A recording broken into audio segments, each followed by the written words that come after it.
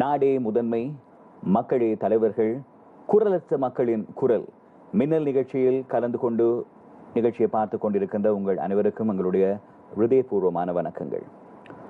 இறைமாட்சி என்கின்ற அதிகாரத்திலே திருவள்ளுவர் சொன்ன ஒரு திருக்குறளோடு இன்றைய நிகழ்ச்சியை நாங்கள் ஆரம்பிக்கலாம். 381வது திருக்குறள்.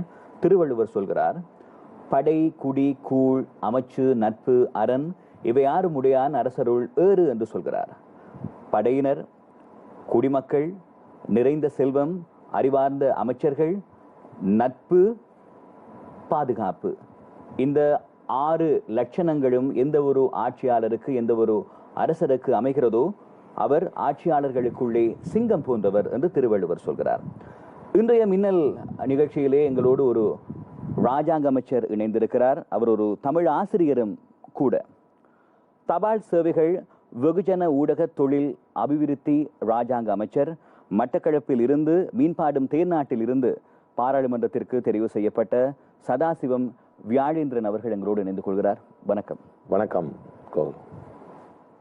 முதலிலே நீங்கள் இந்த தேர்தலிலே வெற்றியீட்டி ராஜாங்க அமைச்சராக தெரிவு செய்தமைக்காக எங்களுடைய நிகழ்ச்சி சார்பிலே எங்களுடைய வாழ்த்துக்களை உங்களுக்கு நாங்கள் தெரிவித்துக் கொள்கிறோம். எனது ஆத்மார்த்தமான நன்றிகளையும் தெரிவித்துக் கொள்கின்றேன். 2015ஆம் ஆண்டு தமிழீழ மக்கள் விடுதலை கழகத்தின் வேட்பாளராக நீங்கள் தேர்தல் களம் கண்டிருந்தீர்கள். பிளாட்டிலே இருந்து வந்திருந்தீர்கள். தமிழ் தேசிய கூட்டமைப்பிலே போட்டியிட்டீர்கள். 39,231 வாக்குகளை நீங்கள் பெற்றிருந்தீர்கள். அதன் பின்னர் இறுதியாக நடைபெற்ற பொது தேர்தலிலே ஆளும் கட்சியினுடைய மொட்டிலே நீங்கள் போட்டியிட்டீர்கள். எல்லோரும் சொல்கிறார்கள் ஒரு வரலாற்று வெற்றியை நீங்கள் அரசாங்க தரப்பிலே இருந்து பதிவு செய்திருக்கிறீர்கள் என்று. ஆனால் நீங்கள் இம்முறை பெற்ற வாக்குகள் 22,218. உங்கள் வாக்கு வங்கியிலே ஒரு சரிவு ஏற்பட்டிருக்கிறது, அப்படியா? இல்லை. ஏனென்றால் ஜனநாயக மக்கள் விடுதலை முன்னணி DPLF கட்சிக்கு ஊடாகத்தான் நான் 2015 எனக்கான ஆசனம் கிடைக்கப்பெற்றது தமிழ் தேசிய கூட்டமைப்பிலே. அதிலே நான் 2வது அதிகூடிய விருப்பு வாக்குகளை மாவட்டத்தில் பெற்றிருந்தேன்.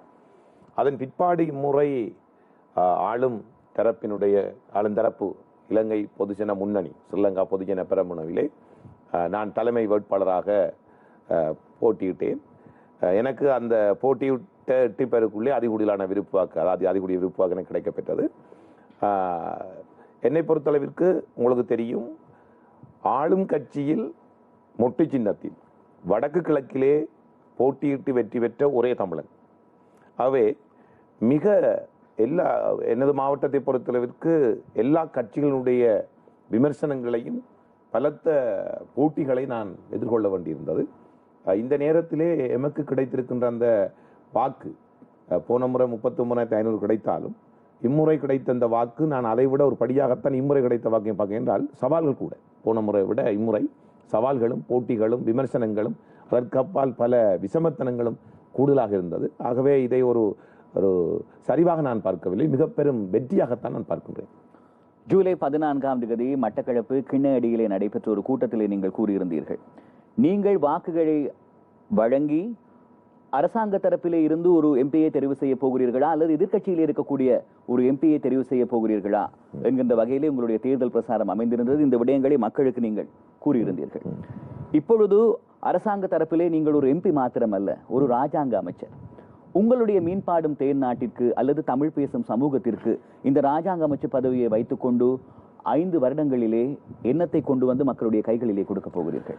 நிச்சயமாக ஒரு விடயத்தை சொல்ல வேண்டும் கோகுல், என்று சொன்னால் நாங்கள் தமிழ் தேசிய கூட்டமைப்பிலிருந்து வெளியே வந்தவுடன் முற்போக்கு தமிழர் அமைப்பு கட்சி என்ற அடிப்படையிலே நாங்கள் எங்கள் பயணத்தை ஆரம்பித்தோம். ஆரம்பிக்கின்ற பொழுது ஒரு குறுகிய காலத்துக்குள்ளே எங்களுடைய முற்போக்கு தமிழ் உறவுகள், பிரதான இணைப்பாளர்கள், கள இணைப்பாளர்கள் என்று ஒரு ஒழுங்கமைக்கப்பட்ட ஒரு கட்டமைப்பை உருவாக்கி கொண்டு அவர்கள் ஆத்மார்த்தமாக உணர்வுபூர்வமாக களத்திலே இறங்கி வேலை செய்தார்கள். முதற்கண் இந்த வெற்றிக்கு நான் கடவுளுக்கு நன்றி சொல்ல வேண்டும். 2வது எமது முற்போக்கு தமிழ் உறவுகள் அந்த அமைப்பில் இருந்து தங்களை முழுமையாக அர்ப்பணித்து செயற்பட்டவர்களுக்கு நன்றி சொல்ல வேண்டும். நாங்கள் இந்த தேர்தல் பிரச்சாரத்தின் போது வைத்த தொனிப்பொருள் மக்கள் எதிர்பார்ப்பு கள அரசியல். மக்கள் எதிர்பார்ப்பு கள அரசியல். மக்களிடம் நாங்கள் போய் பேசுவதை குறைத்து இந்த தேர்தல் பிரச்சார நாட்களிலே, அதுதான் கிண்ணியடியில் நடந்த சம்பவம், எல்லா இடங்களிலும் நடந்த சம்பவம். 15,000க்கும் மேற்பட்ட மக்களை நாங்கள் 23 நாட்களிலே சந்தித்து நான் கூட்டங்களை நடந்திருந்தோம். அந்த நேரத்திலே மக்களை பேச விட்டோம். நாங்கள் பேசவில்லை, மக்களை பேச விட்டோம். மக்களிடமிருந்து அவருடைய எதிர்பார்ப்புகளை கேட்டோம். அதான் நாங்கள் வைத்திருந்தோம் மக்கள் எதிர்பார்ப்பு கள அரசியல் என்று. ஆகவே மக்கள் தங்களுடைய எதிர்பார்ப்புகளை கூறியிருந்தார்கள். நாங்கள் எங்களுடைய வாக்குறுதிகளை வழங்கியிருந்தோம். மக்கள் அதற்கான ஆணையை தந்திருக்கிறார்கள். என்னை பொறுத்தளவிற்கு எனக்கு கிடைத்திருக்கின்ற இந்த தபால் மற்றும் வெகுசன ஊடக தொழில் அபிவிருத்தி ராஜாங்க அமைச்சர் பதவி என்பதை வைத்துக்கொண்டு அத்துறை சார்ந்து மட்டுமல்ல, அந்த எனக்கு கிடைத்திருக்கின்ற ராஜாங்க அமைச்சு அந்த துறை சார்ந்து மட்டுமல்ல, ஏனைய அமைச்சுக்களோடு சேர்ந்து அவர்களோடும் நான் அமைச்சு பொறுப்படுத்த காலத்தில் இருந்தே தொடர்ச்சியாக அவர்களோடு எல்லா அமைச்சுக்களோடும் பேசிக் கொண்டிருந்தேன். அவை எல்லா அமைச்சுக்களோடும் ஒரு சுமூகமான உறவை மேற்கொண்டு ஒவ்வொரு அமைச்சுக்கள் சார்ந்தும் எங்களுடைய மாகாணத்துக்கு எங்களுடைய மாவட்டத்துக்கு கொண்டு செல்லக்கூடிய அத்தனை வேலை திட்டங்களை கொண்டு செல்வதற்கான வேலை திட்டங்கள் நான் ஆரம்பித்திருக்கின்றேன். உரிமையுடன் கூடிய அபிவிருத்தியே தேவை என்று நீங்கள் தேர்தல் மேடைகளிலே முழங்கி இருந்தீர்கள், சூளுரைத்திருந்தீர்கள். இப்பொழுது உரிமைக்கு இருவர் இருக்கிறார்கள், அபிவிருத்திக்கு இருவர் இருக்கிறார்கள். ஆகவே கிழக்கு மாகாணத்திலே இருக்கக்கூடிய மக்களுக்கு இல்லாத உரிமை என்று நீங்கள் எதை கருதுகிறீர்கள்? அந்த உரிமையை எப்படி நீங்கள் எடுத்துக் கொடுக்க போகிறீர்கள்? என்ன அபிவிருத்தி செய்ய போகிறீர்கள்? கிழக்கு மாகாண மக்களுக்கு பொறுத்தளவுக்கு உரிமையோடு கூடிய அபிவிருத்தியை பெற்றுக் கொடுத்தே ஆக வேண்டும். ஏனென்று சொன்னால் ஒட்டுமொத்த கிழக்கு மாகாண தமிழ் மக்களுடைய இருப்பு என்பது கேள்விக்குள்ளாக்கப்பட்டிருக்கிறது. தொடர்ச்சியாக அவர்களுடைய நிலங்கள் அபகரிக்கப்படுகின்றமை, வளங்கள் அபகரிக்கப்படுகின்றமை, அங்கு பல்வேறுபட்ட சமூகம் சார்ந்த பிரச்சனைகளை அந்த மக்கள் எதிர்நோக்கி கொண்டிருக்கிறார்கள். கிழக்கு தமிழ் மக்களை பொறுத்தவரைக்கு சகல துறை சார்ந்தும் அவர்களுடைய நிலைமை மிகவும் சிக்கலாகத்தான் இருக்கின்றது. ஆகவே எங்களுடைய மக்களுடைய இருப்பை உறுதிப்படுத்துவதற்குரிய வேலை திட்டங்களை நாங்கள் முன்னெடுக்க வேண்டும். அது அந்த மக்களுடைய இன இருப்பு என்பது அவர்களுடைய நிலம், வளம், பொருளாதாரம், கல்வி போன்றவற்றை சரியாக கட்டமைப்பு கூட இருக்கின்றது. ஆகவே இது அவருடைய உரிமை சார்ந்த விடயம். இந்த உரிமை சார்ந்த விடயத்தோடு அதற்கு சமாந்திரமாக அங்கு அவர்களுடைய தேவைகள், அவருடைய வாழ்வாதார கட்டமைப்புகளை நாங்கள் ஏற்படுத்த வேண்டியிருக்கிறது. ஆகவே இது ரெண்டுமே ஒன்றிலிருந்து ஒன்று பிரிக்க முடியாத விஷயமாக தான் இருக்கின்றது. அதை நாங்கள் பெற்றுக் கொடுப்பதற்கான நான் ஏற்கனவே சொன்னது போல சகல அமைச்சுக்கள் மட்டத்திலும், ஏன் நாட்டினுடைய ஜனாதிபதி தொடக்கம் பிரதமர் மற்றும் சகல அமைச்சுக்களோடும் நாங்கள் தொடர்ச்சியான முன்மொழிவுகளை, திட்டங்களை முன்வைத்து அபிவிருத்தி சார்ந்த வேலை திட்டங்களை முன்னெடுப்பதற்கான வேலைகளை ஆரம்பித்திருக்கிறோம். தமிழ் தேசிய கூட்டமைப்பினுடைய நாடாளுமன்ற உறுப்பினராக நீங்கள் இருந்த காலகட்டத்திலே ஆர்ப்பாட்டங்கள், கவன ஈர்ப்பு போராட்டங்கள், சத்தியாகிரகங்கள், அறவழி போராட்டங்கள், சாத்வீக போராட்டங்கள், ஆர்ப்பாட்ட பேரணிகள், ஊர்வலங்கள் என்று மக்களுடைய பிரச்சனைகள் இருக்கின்ற பொழுது எல்லாம் நீங்கள் களத்திலே இருந்து மக்களுக்காக முன்னின்றீர்கள். இப்பொழுது நீங்கள் ஆளும் தரப்பிலே இருக்கிறீர்கள், அரசாங்க தரப்பிலே இருக்கிறீர்கள். இந்த சந்தர்ப்பத்திலே அரசாங்கம் ஏதேனும் தமிழ் பேசும் சமூகத்திற்கு ஒவ்வாத திட்டங்களை கொண்டு வருகிற போது உள்ளே இருந்து என்ன செய்ய போகிறீர்கள்? உள்ளே இருந்து எதிர்க்கின்ற முதலாவது ஆளாக நான் இருப்பேன். அதில் எந்த மாற்று கருத்துக்களும் இடமில்லை. 2015ஆம் ஆண்டில் இருந்து உங்களுக்கு தெரியும், கூடுதலாக எமது முற்போக்கு தமிழ் பிள்ளைகள் தான் அதிகளவான மக்கள் போராட்டங்கள், கள போராட்டங்கள், உண்ணாவிரதங்கள் பலவற்றை நாங்கள் மேற்கொண்டிருந்தோம். இப்பொழுது சில அரசாங்கம் சார்ந்தோ அல்லது அதற்கு அப்பால் சில முன்மொழிகளோ திட்டங்கள் அங்கு நடைமுறைக்கு வரும்பொழுது அது எங்கள் மக்களுடைய இருப்பை பாதிப்பதாக இருந்தால் அதை முதலில் களத்தில் நின்று எதிர்ப்பவர்கள் நாங்களாகத்தான் இருக்கும். அதில் எந்த மாற்று கருத்தில் இடமில்லை. அரசாங்கத்துக்கு உள்ளே இருந்தாலும் சரி, வெளியே இருந்தாலும் சரி. ஏனென்றால் எமது மக்கள் தான் எமக்கு இந்த ஆணையை தந்திருக்கார்.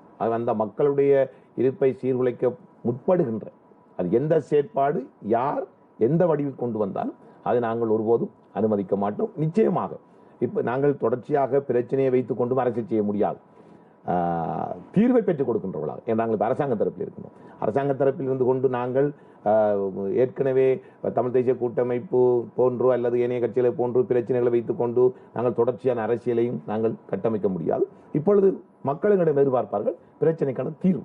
ஆக அந்த தீர்வை பெற்றுக் கொடுக்கின்ற வேலை திட்டத்திலே நாங்கள் மிகவும் அவதானமாகவும் கவனமாகவும் திட்டமிட்டு செயற்படுவோம். தமிழர் முற்போக்கு அமைப்பை பற்றி நீங்கள் கூறியிருந்தீர்கள்.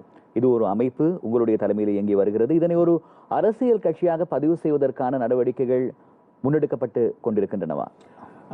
நிச்சயமாக 2015ஆம் ஆண்டிலிருந்தே நாங்கள் முற்போக்கு தமிழர் அமைப்பு என்று சொல்லித்தான் சகல விதமான வேலை திட்டங்களை நாங்கள் மேற்கொண்டு வந்தோம். தற்பொழுது தமிழ் தேசிய கூட்டமைப்பிலிருந்து நாங்கள் வெளியே வந்தவுடன் முற்போக்கு தமிழர் அமைப்பு என்பதை ஒரு கட்சி ரீதியாக வடிவமைத்து கொண்டு செல்ல வேண்டும் என்பது எமது அமைப்பில் இருக்கின்ற எல்லோருடைய எதிர்பார்ப்பாகவும் இருக்கின்றது.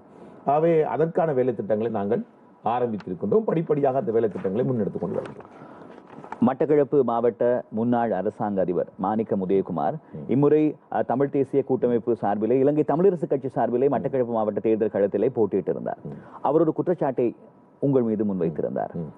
இளவல்களை அழைத்து வந்து அவர்களுக்கு கருப்பு சேட்டை அணிவித்து தமிழர்களுடைய பாரம்பரிய கலாச்சாரத்திலே இல்லாத ஒரு நிற அடையாளத்தை அவர்களுக்கு கொடுத்து நீங்கள் என்ன செய்கிறீர்கள் என்கிற ஒரு கேள்வியை எழுப்பியிருந்தார். அவர் ஒரு தமிழரா என்பதை சந்தேகம். அவரை ஒரு தமிழரா என்றே சந்தேகிக்க வேண்டிய சூழல் இருந்தது. என்றால் ISS பயங்கரவாதியினுடைய உடற்பாகங்களை அரச செலவிலே அந்த உடற்பாகங்களை புதைக்குமாறு தான் நீதிமன்றம் உத்தரவிட்டிருந்தது.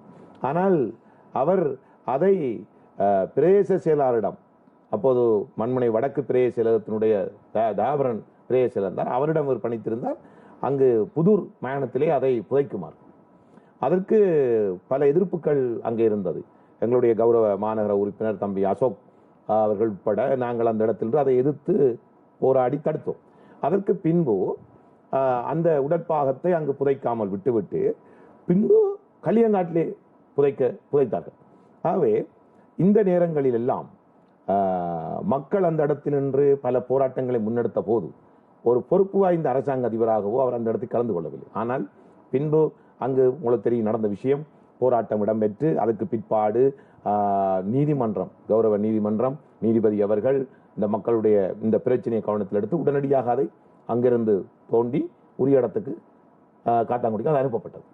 ஆகவே இவ்வாறு கடந்த காலங்களிலே தன்னுடைய சமூகம் சார்ந்து ஒரு பற்றில்லாமல் செயற்பட்ட ஒருவர், அவர் இளவல்கள் இளைஞர்களை குறிக்கலாம். இது எங்களுடைய தமிழர்களுடைய நாங்கள் 2015 இருந்தே அநேகமாக பார்த்திருந்தால் 90% மேல் கூடுதலாக கருப்பு ஆடையை நாங்கள் அணிந்து அதை ஒரு கொள்கையாக நாங்கள் கடைப்பிடித்து வருகின்றோம்.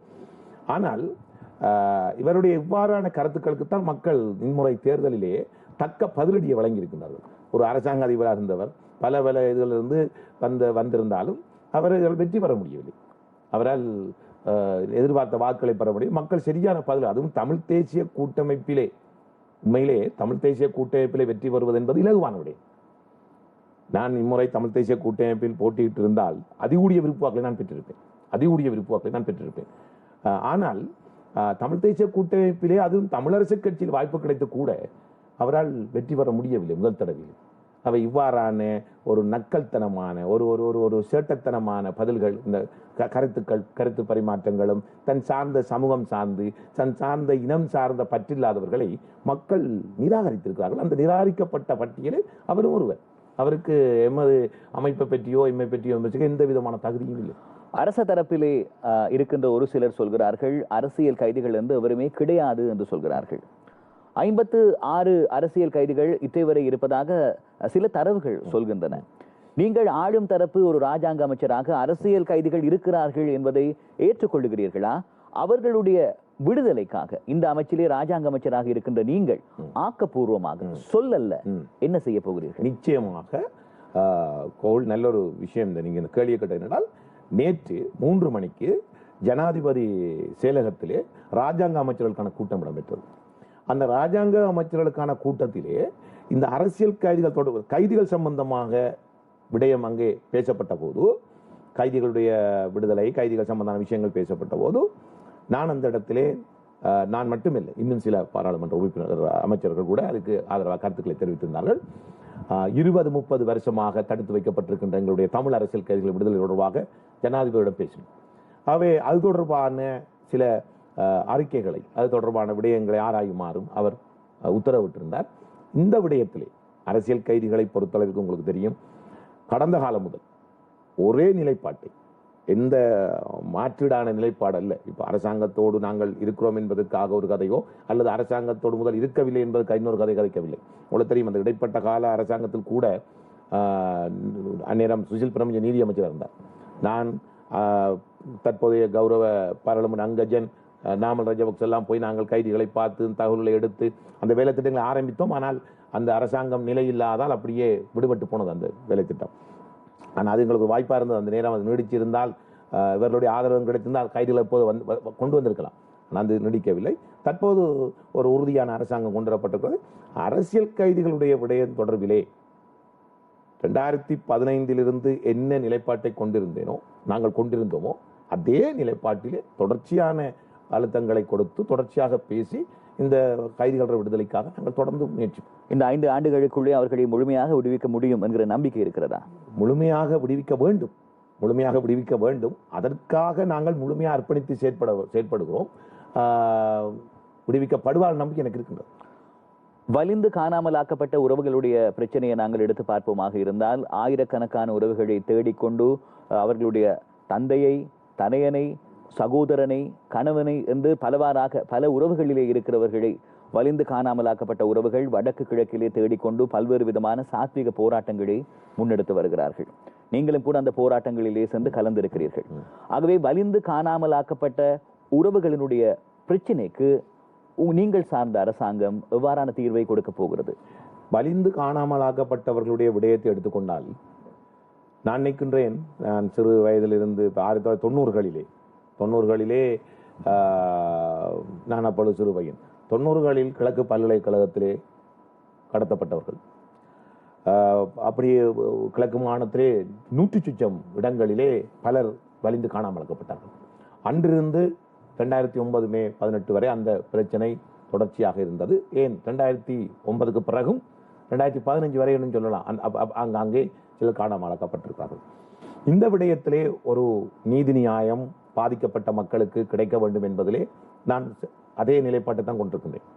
அரசியல் கைதிகள் தொடர்பான விடயத்தில் எந்த நிலைப்பாட்டை கொண்டிருக்கின்றேனோ அதே நான் சார்ந்தவர்கள் கொண்டிருக்கின்றோமோ அதே நிலைப்பாட்டை தான் வலிந்து காணாமலாக்கப்பட்டவர்களுடைய விடயத்திலும் கொண்டிருக்கின்றோம். ஆகவே அவர்களுக்கான ஒரு நீதி நியாயம் நிவாரணம் கிடைக்க வேண்டும் என்றதிலே நான் மிகவும் கவனமாக இருக்கின்றேன். அந்த விடயத்திலே தொடர்ச்சியாக நாங்கள் நிச்சயமாக அதற்கான அழுத்தங்களையும் குரல்களையும் கொடுத்து கொண்டுதான் இருப்போம். வலிந்து காணாமலாக்கப்பட்ட உறவுகள் சொல்கிறார்கள், ஒரு சர்வதேச பொறிமுறை வேண்டும், சர்வதேச நாடுகளினுடைய ஒரு தலையீடு வேண்டும் எங்களுடைய பிரச்சனைக்கு ஒரு தீர்வு கொண்டு வருவதற்கு என்று சொல்கிறார்கள். உள்ளக பொறிமுறையிலேயே அவர்களுடைய உறவுகளை தேடிக் கொடுக்க முடியுமா? உள்ளக பொறிமுறை என்பது உண்மையிலே அது எந்த அளவுக்கு சாத்தியம் அசாத்தியம் என்பது அது நடைமுறைப்படுத்தப்படுகின்ற விதத்தில் தான் இருக்கின்றது. அது எந்த அளவுக்கு சாத்தியமாகும் அல்லது அசாத்தியமாகும் என்பது அந்த உள்ளக பொறிமுறை எந்த அடிப்படையில் நடைமுறைப்படுத்தப்படுகின்றது, எந்த அடிப்படையில் அது கொண்டு வரப்படுகின்றது, அது எப்படி நடைமுறைப்படுத்தப்படுகின்ற விஷயத்துல தான் அது தங்கி இருக்கின்றது. ராஜாங்க அமைச்சர் அவர்களே, யுத்தம் விட்டு சென்ற வடுக்களிலே ஒன்றுதான் கைம்பெண்கள். மட்டக்களப்பிலே மாத்திரம் சுமார் 19,000 கைம்பெண்கள் இருப்பதாக சொல்கிறார்கள். கிழக்கு மாகாணத்தை எடுத்து பார்த்தால் சுமார் 35,000 பேர் இருக்கிறார்களாம். வடக்கிலும் அப்படியான யுத்தத்தினுடைய வடுக்களாக கைம்பெண்கள் இருக்கிறார்கள். ஆகவே இந்த கைம்பெண்களுக்கு உங்களுடைய அரசாங்கத்திலே நீங்கள் ஒரு தமிழ் பேசும் சமூகத்தை பிரதிநிதித்துவப்படுத்துகின்ற ஒரு ராஜாங்க அமைச்சராக அவர்களுக்கு இந்த 5 ஆண்டுகளில் என்ன செய்ய போகிறீர்கள்? நிச்சயம் இன்னொரு விஷயம், அதாவது யுத்தத்தினால் பாதிக்கப்பட்டவர்களுடைய எண்ணிக்கை நீங்கள் கிழக்கிலே சொன்னீர்கள். பொதுவாக அவர்களையும் சேர்த்துக்கொண்டு பொதுவாக பார்த்தால் வடக்கு கிழக்கிலே 1,25,000 பெண்கள் தலைமை தாங்கும் குடும்பங்கள் இருக்கின்றன. அந்த பெண்கள் தலைமை தாங்கும் குடும்பங்களிலே சுமார் மட்டக்களப்பிலே 36,000 பேர் யுத்தத்தினால் பாதிக்கப்பட்டவர்களின் சேர்த்து இருக்கின்றார்கள். ஆகவே இந்த பெண்கள் தலைமை தாங்கும் குடும்பங்களுக்கென்று ஒரு விசேட செயற்திட்டத்தை, அவர்களுடைய வாழ்வாதாரத்தை கட்டியெழுப்பதற்குரிய வேலை திட்டத்தை மேற்கொள்ள வேண்டும். கடந்த காலத்திலே எங்களுக்கு எதிர்க்கட்சியிலிருந்து எதையுமே செய்து கொள்ள முடியவில்லை. அவர்களுக்கு மட்டுமல்ல, மாற்றுத்திறனாளிகள், முன்னாள் போராளிகள், யுத்தத்தால் பாதிக்கப்பட்டவர்கள், அங்கே 3 தலைமுறை பாதிக்கப்பட்டு நிற்கின்றது. ஒன்று போராட்டத்துக்கு போனவர்களுடைய தாய் தகப்பன், 2 போராட்டத்துக்கு போன தலைமுறை, 3 அவர்கள் போராடியவர்களுடைய பிள்ளைகள். அவை 3 தலைமுறையினுடைய பாதிப்பு அங்கு இருக்கின்றது. ஆகவே இந்த விடயத்திலே முதலாவது பெண்கள் தலைமை தாங்கும் குடும்பங்கள், அடுத்தது மாற்றுத்திறனாளிகள், அடுத்தது முன்னாள் போராளிகள், இவர்களை இணைத்துக் கொண்டு இவர்களுக்கான ஒரு வாழ்வாதார கட்டமைப்பு, அவர்களுக்கான தொழில் முயற்சிகள் இதை ஏற்படுத்தி கொடுக்க வேண்டியது எங்கள் மீது இருக்கின்ற, நாங்கள் செய்ய வேண்டிய எங்கள் மீது இருக்கின்ற மிகப்பெரிய ஒரு தார்மீக பொறுப்பு. அதற்கான சில திட்டங்களை நாங்கள் தயாரித்துக் கொண்டிருக்கின்றோம். எங்களுடைய மாவட்டம் சார்ந்து சில திட்டங்களை தயாரித்துக் கொண்டிருக்கின்றோம். இது போன்றுதான் வடக்கிலும் நண்பர் அங்கஜன் அவர்களிடம் பேசும்பொழுது அவரும் அவ்வாறான திட்டங்களை உருவாக்கி கொண்டிருக்கிறார். ஆகவே இவை டக்ளஸ் தவணம் தான் இருக்கிற வடக்கிலே. கிழக்கை பொறுத்தவரைக்கு நான் இருக்கின்றேன் மட்டக்களப்பிலே, அது ஒன்று சிவனேஸ்வரி சந்திரகானம் இருக்கின்றார். ஆகவே நாங்கள் எங்களுடைய நிலைப்பாட்டிலே இவர்களுக்கான ஒரு வாழ்வார கட்டமைப்பு உருவாக்கணும் என்றதில் மிகவும் தெளிவாக இருக்கின்றோம். வேலை திட்டங்கள் ஆரம்பித்திருக்கணும். அது தொடர்பாக தமிழ் தேசிய கட்சிகள் வடக்கு கிழக்கிலே இருக்கின்ற இராணுவ பிரசன்னம் குறைக்கப்பட வேண்டும், அங்கே ஒரு சிவில் நிர்வாகத்திற்கு, ஒரு சிவில் மக்களுடைய நாளாந்த வாழ்வியலுக்கு இந்த இராணுவ பிரசன்னம் என்பது அசௌகரியங்களை கொடுப்பது போன்று இருக்கிறது என்கிற ஒரு குற்றச்சாட்டை முன்வைக்கிறார்கள். அதுபோன்று பொதுமக்களுடைய காணிகள் கபலீகரம் செய்யப்படுகின்றமை நிறுத்தப்பட வேண்டும் என்றும் சொல்கிறார்கள். இராணுவ பிரசன்னம், பொதுமக்களுடைய காணி சுவீகாரம், உங்கள் நிலைப்பாடு என்ன? என்னை பொறுத்தளவுக்கு மக்களுடைய வாழ்வாதார காணிகள், வாழ்வாதார காணி, குடியிருப்பு காணிகள், அதோட பாடசாலை காணிகள், பொது, அதாவது பாடசாலை உட்பட பொது தேவைகளுக்காக ஒதுக்கப்பட்ட காணிகள், இவை நிச்சயமாக விடுவிக்கப்பட வேண்டும். அதில் எந்த விதமான மாற்று கருத்துகளுக்கும் இடமில்லை. எங்க கிழக்கு வடக்கிலேயோ கிழக்கிலேயோ, அது இலங்கையில் எந்த இடமா இருந்தாலும் வாழ்வாதார காணிகள், குடியிருப்பு காணிகள், பாடசாலை உட்பட்ட பொதுவான பொது தேவைகளுக்குரிய காணிகள் விடுவிக்கப்பட்டே ஆக வேண்டும். அரச காணிகளில் அவர்கள் இருப்பது என்பது ஏற்றுக்கொள்ளலாம். அரச காணிகள் இருக்கின்றன, வடக்கிலோ கிழக்கிலோ அரச காணிகள், அரச காணிகளில் இருக்கலாம். ஆனால் மக்கள் பாவனைக்குரிய பொது தேவைகளுக்குரிய காணிகளை வைத்துக் கொள்வது என்பது ஏற்க முடியாத ஒன்று. கடந்த காலத்திலே காணிகள் விடுவிக்கப்பட்டிருக்கின்றன. தற்போது இந்த காணிகளை விடுவித்து கொடுக்க வேண்டும் என்ற விடயத்திலே நாங்களும் கவனமாக இருக்கின்றோம். இது தொடர்பாக இப்போதுதான் பாராளுமன்றம் ஒன்றுதான் நாங்கள் சத்தியப்பிரமாணம் செய்திருக்கிறோம். அமைச்சரவை தொடங்கி கடந்த 12ஆம் தேதி. இனி வரும் நாட்களிலே இந்த காணி விடுவிப்பு சம்பந்தமான விடயங்களிலும் ஜனாதிபதி மட்டத்துக்கு நாங்கள் இந்த உயரிய கவனத்துக்கு கொண்டு சென்று, அவருடைய உயரிய கவனத்துக்கு கொண்டு சென்று, பிரதமரின் கவனத்தில் இதை நாங்கள் எப்படியாவது நிச்சயமாக இந்த காணிகளை விடுவித்துக் கொடுப்பதிலே நாங்கள் முன்னின்று உழைப்போம் என்பதை தல்லாம் கூறிக்கொள்ள வேண்டும். வடக்கு கிழக்கு பகுதிகளிலே பெரும்பான்மை இனத்தை சேர்ந்தவர்களை கொண்டு வந்து குடியேற்றுகிறார்கள். ஆகவே அவ்வாறான குடியேற்றங்கள் தடுக்கப்பட வேண்டும் என்கிற ஒரு நிலைப்பாட்டினை தமிழ் தேசிய கட்சிகள் முன்னிறுத்தி இருந்தன. ஏன் நீங்களும் கூட அதற்காக ஆர்ப்பாட்டங்களிலே, எதிர்ப்பு நடவடிக்கைகளிலே கலந்து கொண்டிருந்தீர்கள். இந்த பிரச்சனையை எவ்வாறு அணுகப் போகிறீர்கள்? உண்மையிலே என்னை பொறுத்தளவிற்கு நான் ஒரு விடயத்தை தெளிவாக சொல்லிக்கொள்ள விரும்புகிறேன். ஒரு திட்டமிட்ட குடியேற்றங்கள் எந்த விதத்திலும் ஏற்றுக்கொள்ள முடியாது. அது நிராகரிக்கப்பட வேண்டிய ஒன்று. திட்டமிட்ட குடியேற்றங்கள் என்பது மறைமுகமாக ஒரு சமூகத்தை, ஒரு இனத்தை அடக்குகின்ற ஒரு செயற்பாடு. சிங்கள மக்கள் சரிந்து வாழ்கின்ற ஒரு பகுதியில் கொண்டு தமிழ் மக்களை குடியேற்றினாலும் சரி, அல்லது தமிழ் மக்கள் சரிந்து வாழ்கின்ற பகுதியிலே முஸ்லிம் மக்களையோ அல்லது சிங்கள மக்களையோ குடியேற்றுவது என்பதும் ஏற்றுக்கொள்ள முடியாத விடயம். அவை தமிழ் மக்கள் பூர்வமாக வாழ்கின்ற இடங்களிலே அந்த இடங்களில் திட்டமிட்ட குடியேற்றங்களை ஏற்படுத்தி அந்த மக்களுடைய இன பரம்பரையில், இன விதாச்சாரத்தில் ஒரு பெரிய மாற்றத்தை உண்டு பண்ணுவது ஏற்க முடியாது. எம்மை பொறுத்தளவிற்கு அவ்வாறான நடவடிக்கைகள் ஏற்படுத்தப்படும் பொழுது நிச்சயமாக நாங்கள் அதை உரிய இடத்துக்கு கொண்டு சென்று உரிய முறையிலே குரல் கொடுத்து அதை தடுத்து நிறுத்துவோம். கௌரவ பிரதமர் மஹிந்த ராஜபக்ச அவர்கள் சொல்லியிருக்கிறார், 13வது அரசியலமைப்பு திருத்தம் என்பது ஏற்புடையது என்று சொல்லியிருக்கிறார். அவர் முன்னாள் பிரதமராக இருந்த காலகட்டத்திலே அவர் சொல்லியிருக்கிறார் என்னவென்று சொன்னால், ஜனாதிபதியாக இருந்த பொழுதும் சொல்லியிருக்கிறார், 13+ஐயும் நாங்கள் தருவதற்காக சிந்தித்துக் கொண்டிருக்கிறோம் என்று. இப்பொழுது உங்களுடைய அரசாங்கத்திலே இருக்கக்கூடிய உள்ளூராட்சி மன்றங்கள், மாகாண சபைகள் ராஜாங்க அமைச்சர் ரியர் அட்மிரல் சரத் வீரசேகர என்கின்றவர் இப்பொழுது சொல்கிறார், 13ஐ தான் முழுமையாக எதிர்ப்பதாக சொல்லுகிறார். அதிலே இருக்கக்கூடிய பாதகமான விடயங்கள் தொடர்பிலே நாங்கள் கருத்தில் கொள்ள வேண்டும், அதற்கு பின்னர் தான் காணி போலீஸ் அதிகாரங்கள் வழங்குவதை பற்றி சிந்திக்க முடியும் என்கிற ஒரு நிலைப்பாட்டை சொல்லியிருக்கிறார்.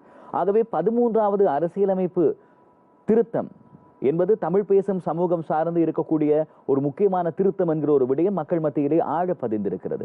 இவ்வாறான ஒரு சூழ்நிலையிலே இப்படியாக தெரிவிக்கப்படுகின்ற கருத்தினை நீங்கள் எவ்வாறாக காண்கிறீர்கள்? இது சம்பந்தமாக உங்களுடைய நிலைப்பாடு? அது அவருடைய தனிப்பட்ட கருத்தா இருக்கலாம். அவருடைய தனிப்பட்ட ஒரு கருத்தை வைத்து அதுதான் அரசாங்கத்தினுடைய முழுமையான நிலைப்பாடு என்பதை ஏற்றுக்கொள்ள முடியாது. சரத் வீரசேகர அவர்களுடைய கருத்தை தான் அரசாங்கத்தினுடைய முழுமையான நிலைப்பாடு என்றோ அதுதான் அரசாங்கத்தினுடைய கருத்து என்று ஏற்றுக்கொள்ள முடியாது. எம்மை பொறுத்தளவிற்கு மாகாணத்துக்குரிய அதிகாரங்கள், அந்த அதிகாரங்களுக்கூடாகத்தான் எங்களுடைய மக்களுடைய இன்னொரு வகையான இருப்பை நாங்கள் தக்க வைத்துக் கொள்ளக்கூடிய வாய்ப்பு இருக்கின்றது. ஆகவே இது தொடர்பாக இந்த நடவடிக்கைகள் ஆரம்பிக்கப்படும் பொழுது நிச்சயமாக இந்த நடவடிக்கைகளுக்கு எங்களுடைய, நான் ஏற்கனவே உங்கள்கிட்ட சொன்னது போனதான், எமது மக்களின் இருப்பை பாதிக்கின்ற வகையில் அது எந்த செயற்திட்டமாக இருந்தாலும் அதை நாங்கள் ஒருபோதும் அனுமதிக்க முடியாது. அதற்கு அந்த இருப்பை கேள்விக்குள்ளாக்குகின்ற விடயங்களை அனுமதிக்காது அந்த இருப்பை உறுதிப்படுத்தக்கூடிய முன்மொழிவுகளைத்தான் நாங்கள் நிச்சயமாக முன்மொழிவோம். அதுக்காக இவருடைய கருத்தை நாங்கள் ஒருபோதும் ஏற்றுக்கொள்ள முடியாது. 20வது அரசியலமைப்பு திருத்தத்திற்கான சட்ட வரைவுக்கான ஒப்புதல் அமைச்சரவையிலே அளிக்கப்பட்டிருக்கிறது. செப்டம்பர் மாதம் அளவிலே 20வது அரசியலமைப்பு திருத்தத்தை சமர்ப்பிக்க முடியும் என்கின்ற நம்பிக்கையை நீதியமைச்சரும் ஜனாதிபதி சட்டத்தரணியுமான அலி சப்ரி அவர்கள் சொல்லியிருக்கிறார். இதற்காக அமைச்சரவையிலே ஒரு உபக்குழுவை ஸ்தாபித்திருக்கிறார்கள். அதிலே பேராசிரியர் GL பீரிஸ், நீதியமைச்சர் அலி சப்ரி, நிமல் சிறிபாலடி சில்வா மற்றும் உதய கம்பன்பில, வெளிவிவகார அமைச்சர் தினேஷ் குணவர்தன உள்ளிட்டவர்கள் இருக்கிறார்கள். ஆகவே 19ஐ நீக்கி 20வது அரசியலமைப்பு திருத்தத்தை கொண்டு வருகின்ற போது அது தமிழ் பேசும் மக்களுடைய எல்லா விதமான அபிலாஷைகளையும் நிறைவேற்றக்கூடியதாக இருக்கும் என்று கருதுகிறீர்களா? இது சம்பந்தமான உங்களுடைய தொடர்பாக கடந்த நான் நினைக்கின்றேன் அலிசப்ரி அவர்களோடு கடந்த 12ஆம் தேதிக்கு முன்பு முதல் நாள் நினைக்கின்றேன் அவருடைய அலுவலகத்தில் நான் பேசிய பொழுது ஒரு விடயத்தை நான் பதிவு செய்திருந்தேன். அதாவது சிறுபான்மை மக்கள், தமிழ் பேசுகின்ற சிறுபான்மை மக்களுடைய உரிமைகளை அபிலாஷைகளை பாதிக்கின்ற எந்த ஒரு செயற்திட்டத்தை நாங்கள் கொண்டு வர முடியாது. அது கொண்டு வரும் என்றால் அவரும் ஒரு விடயத்தை சொல்லியிருந்தார். ஜனாதிபதியுடைய தன்னை நீதியமைச்சராக நியமிக்கும் பொழுது நிச்சயமாக ஜனாதிபதியுடைய கருத்தும் ஒரு சிறுபான்மை இனத்தைச் சேர்ந்தவரை ஒரு நீதியமைச்சராக முன்மொழியும் பொழுது அவர் நிச்சயமாக அந்த சிறுபான்மை மக்களுடைய உரிமை அபிலாஷைகளை மீறுகின்ற வகையில் அல்லது அதை என்ன சொல்லலாம் பாதிக்கின்ற வகையிலே செயற்பட முடியாது. அதுக்கு ஒரு பொறுப்பு இருக்கின்றது. நாங்கள் இப்பொழுது ஒரு யோசனையை நான் அவரிடம் முன்வைத்திருந்தேன். அதாவது பாராளுமன்றத்தில் இருக்கின்ற சிறுபான்மை மக்களை பிரதிநிதித்துவப்படுத்துகின்ற பாராளுமன்ற உறுப்பினர்கள் அமைச்சர்களை உள்வாங்கி நாங்கள் எங்களுடைய கருத்துக்களை நிச்சயமாக அது கூட கொடுக்க வேண்டும். கிழக்கு தமிழர் ஒன்றியம் கடந்த காலங்களிலே கிழக்கில் இருக்கக்கூடிய தமிழ் அரசியல் சக்திகள் அனைத்தையுமே ஒன்றிணைப்பதற்கான ஒரு வேலை திட்டத்தை முன்னெடுத்தது. கடந்த காலங்களிலே அதில் நீங்களும் கூட பங்கேற்றிருந்தீர்கள். ஆனால் இறுதியிலே விழலுக்கு இறைத்த நீராகி போனது. இப்போது கிழக்கிலே இருக்கக்கூடிய தமிழ் பேசும் சமூகம் சார்ந்தவர்கள், தமிழ் கட்சிகள் ஒருங்கிணைய வேண்டிய ஒரு அவசியம் இருக்கிறதா? இது காலத்தின் தேவையா? என்ன கருதுகிறீர்கள்? கிழக்கு தமிழர் ஒன்றியம் எடுத்த முயற்சி பாராட்டுக்குரியது. அதில் எந்த விதமான மறுப்பும் தெரிவிப்பதற்கு இல்லை. ஆனால் கிழக்கு தமிழர் ஒன்றியம் அனைத்து தமிழ் கட்சிகளை ஒன்றிணைக்கத்தான் முயற்சி செய்தது. அதிலே தமிழ் தேசிய கூட்டமைப்பு, தமிழரசு கட்சி உடன்பாடு இல்லாமல் வெளியேறியது. அதுக்கு பின்பு தமிழ் மக்கள் விடுதலை புலிகளும் அவர்களும் தனித்து போட்டியிட முடிவு செய்தார்கள். அதுக்கு பிறகு நாங்களும் ஆளுந்தரப்பிலே போட்டியிட தீர்மானித்தோம். ஆனால் அந்த முயற்சி உண்மையிலே வெற்றி அளித்திருந்தால் எங்களுக்கு இன்னொரு அதாவது எல்லோரும் சேர்ந்து கேட்டிருக்கும் பொழுது பாரிய வெற்றியை நாங்கள் இன்னும் பெற்றிருக்கலாம். பெற்ற வெற்றியுடன் ஒரு பாரிய வெற்றியை பெற்றிருக்கலாம். ஆனால் இருந்தாலும் இது ஒரு வெற்றி தான். ஏனென்றால் எங்களுக்கு 75% தமிழ் மக்கள் வாழ்கின்ற மட்டக்களப்பில் நான் நினைக்கின்றேன் விடுதலை புலி இருந்த காலகட்டத்தில் தான் 4 ஆசனங்கள் வந்தது. அது நீண்ட இடைவெளிக்கு பிறகு இம்முறை 4 ஆசனங்கள் வந்திருக்கிறது. அதற்கு நாங்கள் காரணம் என்றால் நாங்கள் 3 கட்சிகளாக தமிழ் தேசிய கூட்டமைப்பு, நாங்கள், ஆளுந்தரப்பு, அடுத்தது TMPP என்று 3 தரப்புகளும் போட்டியிட்டது. 3 தரப்புகளும் போட்டியிட்டதால் 4 தமிழ் உறுப்பினர்களை பெறக்கூடிய வாய்ப்பு இருந்தது. இனிவரும் காலத்திலே நீங்கள் கேட்டது போல இனிவரும் காலத்தில் அப்படி ஒன்றிணைந்து போட்டியிடுவது வாய்ப்பு இருக்கிறதா என்றால் அப்படி ஒரு வாய்ப்பு உருவாக்கப்படுவது சிறந்தது நான் நினைக்கின்றேன். என்றால் கிழக்கு மாகாணத்திலே என்று பார்த்தீர்கள் அம்பாறை தமிழ் மக்களுக்கு வேலை செய்வதற்கு என்று யாரும் இல்லாத சூழல் இருக்கிறது. என்றால் அம்பாறையிலே தமிழ் பிரதித்துவம் இல்லை. திருகோணமலை தமிழ் மக்களுக்கும் தமிழ் தேசிய கூட்டமைப்பு அங்கு ஒன்றும் பெட்டி கழிக்கப் போவதில்லை.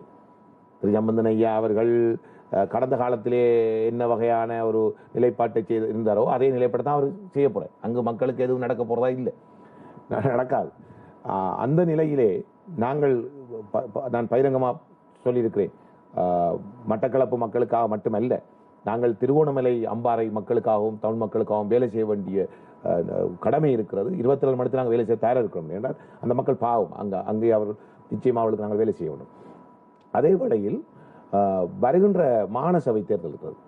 இந்த மாநசபை தேர்தலிலே தமிழ் கட்சிகள் பிரிந்து கேட்டால் நிச்சயமாக முதலமைச்சர் பொறுப்பை ஒரு தமிழர் பெற்றுக்கொள்வது என்பது பெரிய சவாலுக்கு உட்படுத்தப்படும். அவை தமிழ் கட்சிகள் எல்லாம் ஒன்று சேர்ந்து ஒரு பொது இணக்கப்பாட்டின் அடிப்படையிலே பயணித்தால் கிழக்கு மாகாணத்தை ஒரு முதலமைச்சரை தமிழர்கள் வருகிற வாய்ப்பு இருக்கின்றன. மாகாணத்திலே தமிழ் மக்கள் முதலாவது வீதாசாரப்படி பார்க்கும் பொழுது முதலாவதாகவும், இரண்டாவதாக முஸ்லிம் மக்களும், மூன்றாவதாக சிங்கள மக்களும் இருக்கிறார்கள் இன வீதாசாரப்படி பார்க்கும் பொழுது. ஆகவே தமிழர் ஒரு வருகிற வாய்ப்பு இருக்கிறது. இல்லாவிட்டால் பிரிஞ்சு உதிரியாக கேட்டால் அந்த வாய்ப்பை இழக்கக்கூடிய சந்தர்ப்பமும் இருக்கிறது. நீங்கள் ஒரு ராஜாங்க அமைச்சராக இருக்கின்ற ஒரு சந்தர்ப்பத்திலே கிழக்கு மாகாண சபை தேர்தல் வருகின்ற பொழுது அங்கு இருக்கக்கூடிய தமிழ் கட்சிகள் எல்லோரும் ஓரணியிலே திரண்டு வரும் பொழுது நீங்கள் ராஜாங்க அமைச்சராக இருந்து அதற்கு ஆதரவு கொடுப்பீர்களா? நிச்சயமாக ஒரு விடயத்தை நான் உங்களுக்கு சொல்லிக்கொள்ள விரும்புகிறேன் என்று சொன்னால், அரசாங்கத்தை பொறுத்தளவிற்கு உங்களுக்கு தெரியும், கௌரவ முன்னாள் அமைச்சர் பசில் ராஜபக்ச அவர்கள் தமிழ் மக்கள் விடுதலை புலிகள் அரசாங்கத்தின் ஒரு பங்காளி கட்சி. ஆனால் அவர்கள் தனித்து போய் கேட்க முற்பட்ட போது அவர் அதற்கு எந்த விதமான அவர்கள் தனித்து கேட்கட்டும் என்று அவர்கள் தனித்து கேட்டார்கள். நாங்கள் ஆளுந்தரப்பிலே 8 பேர் தமிழர்கள் கேட்டோம். சரி, கேட்கக்கூடிய வாய்ப்பு இருந்தது. அந்த கள நிலவரத்துக்கு ஏற்ப அதற்கான வாய்ப்புகள் வழங்கப்பட்டது. ஒவ்வொரு பகுதியின் கள நிலவரத்துக்கு ஏற்ப இப்ப டக்ளஸ் சிவானந்த் அவர்கள் அவருடைய இபிடிபி கட்சியிலே கேட்டார். அதே வேளையில் அங்கஜன் அவர்களுக்கு ஸ்ரீலங்கா சுதந்திர கட்சியிலே கேட்கக்கூடிய ஒரு வாய்ப்பு அங்கு ஏற்படுத்தி கொடுக்கப்பட்டது. அதிலே அவர் கேட்டார். ஆகவே மாகாணத்தினுடைய மக்களுடைய உண்மையிலே இந்த மக்களுடைய, நான் திரும்பவும் சொல்றேன், கிழக்கு தமிழ் மக்களுடைய இருப்பை பாதுகாக்கின்ற விடயத்திலே எல்லா கட்சிகளும் ஒன்றிணையும் போது அதற்கு ஆதரவு வழங்குவதில் எந்த விதமான தவறும் இல்லை. அது சரியானது, வழங்க வேண்டும். எல்லாரும் ஒன்றிணைந்தால். ஆனால் நான் நினைக்கின்றேன் தமிழ் தேசிய கூட்டமைப்பு அதுக்கு எந்த அளவுக்கு ஒத்துழைப்பும் எனக்கு தெரியாது. என்றால் அவர்கள் கடந்த காலத்தில் முஸ்லிம் காங்கிரஸோடு சேர்ந்து ஆட்சி அமைச்சவர்கள், முதலமைச்சர் பதவியை தூக்கி கொடுத்தவர்கள். ஆனால் தமிழ் தேசிய கூட்டமைப்புக்கு மாறாக இருக்கின்ற கட்சிகள் ஒன்றிணைந்தாலே பெரிய சாதனையை செய்து விடலாம் என்ற நம்பிக்கை எனக்கு இருக்கின்றது. தமிழ் மக்கள் விடுதலை புலிகள் கட்சியினுடைய தலைவர் பிள்ளையான் என்று அழைக்கப்படுகின்ற சிவனேசத்துறை சந்திரகாந்தன் அவர்கள் இந்த பொது தேர்தலிலேயே சுமார் 54,000 வாக்குகளை பெற்றிருந்தார். இப்போது அவர் அரசாங்கத்தினுடைய ஒரு பங்காளியாக இருக்கிறார். நீங்களும் ஒரு பங்காளிதான், தமிழ் முற்போக்கு அமைப்பினுடைய தலைவராக இருக்கிறீர்கள். எதிர்காலத்திலே தமிழ் மக்கள் விடுதலை புலிகளோடு தமிழ் முற்போக்கு அமைப்பு இணைந்து செயலாற்றுவதற்கான, அல்லது தமிழ் முற்போக்கு அமைப்போடு தமிழ் மக்கள் விடுதலை புலிகள் கட்சி இணைந்து செயலாற்றுவதற்கான வாய்ப்பு இருக்கிறதா? இல்ல, இணைந்து செயற்படுவது என்பது இப்பொழுது தமிழ் மக்கள் விடுதலை புலிகளினுடைய கட்சி அவர்களுடைய கொள்கை, சில அவருடைய வழிகள், எங்களுடைய முற்போக்கு தமிழர் கட்சியினுடைய கொள்கை வழிகள் வித்தியாசம். ஆனால் கிழக்கு தமிழ் மக்களினுடைய நன்மை கருதி, அந்த மக்களுடைய இருப்பை உறுதிப்படுத்துவதை கருதி, ஒரு பொது இணக்கப்பாட்டின் அடிப்படையில் ஒரு பொது பேரிலே, ஒரு பொது சின்னத்திலே கேட்க வந்தால் அதற்கு நாங்கள் உடன்பட தயாராக இருக்கின்றோம். ஆனால் தங்களுடைய கட்சி சின்னத்திலே, தங்களுடைய கட்சியின் பேரிலே அது நாங்கள் போய் கேட்பதற்கு உடன்பாடில்லை. ஆனால் ஒரு பொது இணக்கப்பாட்டில், ஒரு பொது சின்னத்தில் அல்லது ஒரு பொது கட்சியின் பேரிலே கேட்க வந்தால் நாங்கள் சேர்ந்து கேட்பதற்கு தயாராக இருக்கின்றோம். அதுவும் கிழக்கு தமிழ் மக்களின் இருப்பை மையப்படுத்தி. இந்த மாவட்ட அபிவிருத்தி குழு தலைவர் பதவியை நீங்கள் கோரவில்லையா? உங்களுக்கு தெரியும், அந்த மாவட்ட அபிவிருத்தி குழு தலைவர் பதவி ராஜாங்க அமைச்சர்கள், அந்தஸ்துள்ள அமைச்சர்கள் பதவி கொடுக்கப்பட்டவர்களுக்கு மாவட்ட அபிவிருத்தி குழு தலைவர் பதவி கொடுக்கப்படவில்லை. இந்த நிலையில் நான் நினைக்கிறேன், பாராளுமன்ற பிரதி குழுக்களின் தலைவராக அங்கஜன் ராமநாதன் அவர்கள் இருந்து கொண்டே அவர் மாவட்ட அபிவிருத்தி குழு தலைவராக கௌரவ அமைச்சர் டக்ளஸ் சிவானந்தாவும் கிளிநொச்சிக்கு நியமிக்கப்பட்டிருக்கின்றார். ஆனால் மட்டக்களப்பு மாவட்ட அபிவிருத்தி குழு தலைவர், எனக்கு நான் ராஜாங்க அமைச்சர் பதவியோ அதுவும் அரசாங்கத்தினால் யாருக்குமே தெரியாது, எந்த அமைச்சு என்ன பொறுப்பு என்றே தெரியாது புதன்கிழமை வரை. நான் நினைக்கின்றேன் இலங்கையிலே 3 தமிழர்கள் தான் அமைச்சர்களாக நியமிக்கப்பட்டிருக்கணும், அதில் நான் ஒருவன். ஆகவே அவ்வாறான ஒரு பெரிய பொறுப்பு எனக்கு ஒப்படைக்கப்பட்டிருக்கின்றது. ஒரு அமைச்சு பொறுப்பு, ராஜாங்க அமைச்சு பொறுப்பு எனக்கு ஒப்படைக்கப்பட்டிருக்கின்றது. அது ஒரு மிகப்பெரிய பொறுப்பு. அதே வேளையில் மாவட்ட அபிவிருத்தி குழு தலைவர் பதவி யாருக்கு கொடுப்பது என்பது தொடர்பாக ஒரு முடிவு எடுக்கப்படவில்லை. இன்னும் அது ஒரு பெண்டிங்கில் இருக்கிறது. என்னை பொறுத்தவரைக்கு அதை யாருக்கு கொடுக்கப்பட்டாலும், அரசாங்கத்துக்கு ஆதரவு வழங்குகின்ற யாருக்கு கொடுக்கப்பட்டாலும் எனக்கு அதில் எந்த விதமான பிரச்சனையும் இல்லை. எனக்கு நாடு முழுமையாக வேலை செய்யக்கூடிய ஒரு பொறுப்பு இருக்கிறது. அதோடு எனக்கும் ஒரு பொறுப்பு இருக்கிறது. எனது மாவட்டத்தில் யாருக்கு கொடுக்கப்பட்டாலும் நிச்சயமாக நானும் என்னுடைய பங்களிப்பை வழங்கி அந்த மாவட்டத்தை அபிவிருத்தி செய்ய வேண்டிய, வளப்படுத்த வேண்டிய தேவை இருக்கிறது. ஆகவே நான் நினைக்கின்றேன் இணைக்குழு தலைவர் கூட சிலவள வழங்கப்படலாம். வழங்கப்பட்டாலும் வழங்கப்படாவிட்டாலும் அங்கு செய்த வேலைகளை தொடர்ந்து செய்வோம். அதில் எந்த மாற்றமும் இல்லை. விருப்பு வாக்குகளிலே ஒரு பிரச்சனை நடந்திருக்கிறது என்று மொட்டு கட்சியில் இருக்கக்கூடிய சக வேட்பாளர் சந்திரகுமார் அவர்கள் ஒரு குற்றச்சாட்டினை முன்வைத்திருந்தார். அவருக்கு வர வேண்டிய விருப்பு வாக்குகள் உங்களுக்கு வந்ததாக அவர் சொல்லியிருந்தார். இதனை எவ்வாறு நீங்கள் பார்க்கிறீர்கள்? ஒரு காமெடி பீஸா தானே அவரை பார்க்கணும் உண்மையிலே. ஏனென்று சொன்னா இது ஒரு சிரிக்க வேண்டிய விஷயம். ஏனென்றா தமிழ் தேசிய கூட்டமைப்பிலே அங்கு நடந்த சம்பவம், தமிழ் தேசிய கூட்டமைப்பிலே கோவிந்தன் கருணாகரன் அவர்களுக்கும் முன்னாள் பாராளுமன்ற உறுப்பினர் சிறுநேசனுக்கும் இடையே 1200 வாக்கு வித்தியாசம். அப்பொழுது அவர்கள் ரீகவுண்டிங் கேட்ட பொழுது அங்கே GA கவர்மெண்ட் ஏஜென்ட் அவர்கள் சொன்னார்கள், உங்களுடைய கட்சி சார்ந்தும் நீங்கள் எல்லோரும் கவுண்டிங் ஏஜென்ட் போட்டிருக்கிறீங்க, அந்த நேரத்தில் எதுவும் சந்தேகம் வேண்டாம், நீங்கள் அதை சொல்லியிருந்தா நாங்கள் ரீகவுண்டிங் ஓகே பண்ணலாம் என்று அவங்கள் அதை பக்குவமாக நாகரிகமாக புரிந்து கொண்டு அதை விட்டுட்டாங்க. ஹிஸ்புல்லா கூட அங்கே இருந்தவர், ஹிஸ்புல்லாவுக்கும் எங்களுக்கும் இடையிலே போட்டி போய் கொண்டிருந்தது. பிறகு எங்களுடைய வாக்குகள் 2000க்கு மேல் தாண்டும் பொழுது அவரும் அந்த இடத்திலிருந்து ரீகவுண்டிங் கேட்காமல் போய்விட்டார். இதை பார்த்து கொண்டிருந்த இவர் போய் அரசாங்க அதிபரிடம் ரீகவுண்டிங் வேணும் என்று. அப்போ அவர்களுக்கு எவ்வளவு வாக்கு வித்தியாசம் எடுத்து பார்த்தால் கிட்டத்தட்ட 16,000 வாக்குகள் வித்தியாசம். ஒரு 100, ஒரு 200, அதற்கு ஒரு 1000 வாக்கு வித்தியாசம் என்றாலும் பரவாயில்லை. ஏனென்றால் நான் நினைக்கின்றேன் இவர்கள் அதிக அளவு செலவழித்து விட்டார்கள். செலவழித்த உடனே நீ கூட இருக்கிறவர்களும் சொல்லுவது தானே, நீங்கள் அதிக அளவு வாக்கு எடுத்திருப்பீர்கள், என்னிடம் ஒரு பேர் சொல்லவில்லை, எக்ஸ்டெண்ட் வைத்துக் கொள்வோம், அவர்கள் தேர்தலுக்கு ஒரு 4 நாளைக்கு முதல் எனக்கு 16,000 வாக்கு பற்றுப்பு தொகுதியில் வரும் என்றார். நான் கேட்டேன் எப்படி என்று. 16,000 பார்சல் கொடுத்திருக்கிறோம். 16,000 பார்சல். சரி. இன்னொருவர் சொன்னார் தனக்கு 3,000 வாக்கு விழுந்திருக்காங்க, வீட்டுக்கு 13,000 பேர் வந்திருக்காங்க.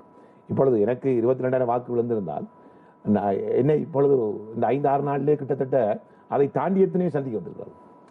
அவே இதை நாங்களும் நான் 52,000 விருப்பு வாக்குகளை எதிர்பார்த்து தான் வேலை செய்தோம் நாங்கள். ஆனால் எங்களுக்கு அந்த வாக்கு அடைய முடியவில்லை.